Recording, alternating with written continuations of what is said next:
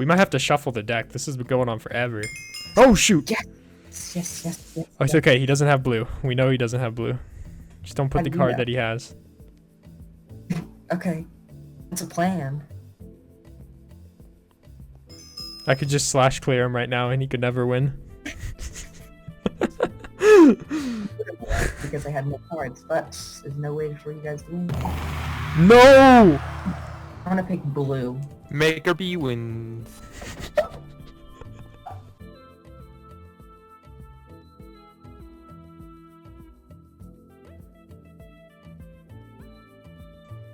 Hey guys, how's it going? And today I have version 2 of Uno. It seems kind of repetitive, but it is an entirely new version in the sense of there is not a single bit of code from the old one copied and pasted into this one. The resources are the same, but I actually had to redo the resource pack as well. But this is a new and improved version, and it's really like there's a lot of bugs that got worked out. Obviously, there's a new little play area for you if you want to use the world version. But the key feature of this is actually that it can be run on a server. So if you want to run this on the server, then what you have to do is go into the download. Once you're in the download, you're going to see something like Uno_v2, which will be the name of the world. You can drag this into your server and run it on your server just fine. Players that don't have the resource pack, when they queue up, it will tell them, do you have the pack? Click here to have the link, and it'll say you are queued to play Uno. If at least, I think I set it to if at least 2 people are queued, then it'll start the game, or it'll do a countdown to start the game.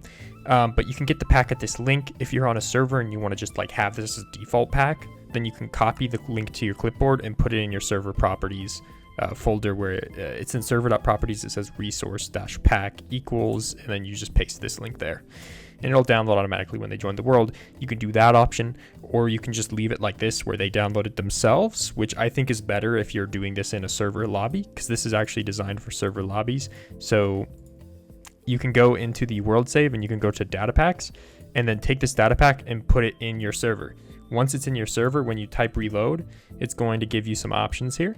So it'll say server Uno is installed. Click here for settings. You can click there for settings. It'll say make fresh deck. You can always just click this once if you ever feel like there's something broken in the deck or something weird going on. It'll just make a new deck. And then you can place the UI card and you can place the Q sign. So the UI card is going to move to wherever you're standing and it'll be centered and facing the direction you're facing. So I'm just going to go back up here and set it up like so that it looks nice, and you can just do that. Then place Q sign gives you a sign, and the sign when you place it down is one that people can right click to queue. Once you're already queued, it's not going to let you do anything, obviously. And if a game already started, you can't queue, obviously. It'll tell you. These things are covered.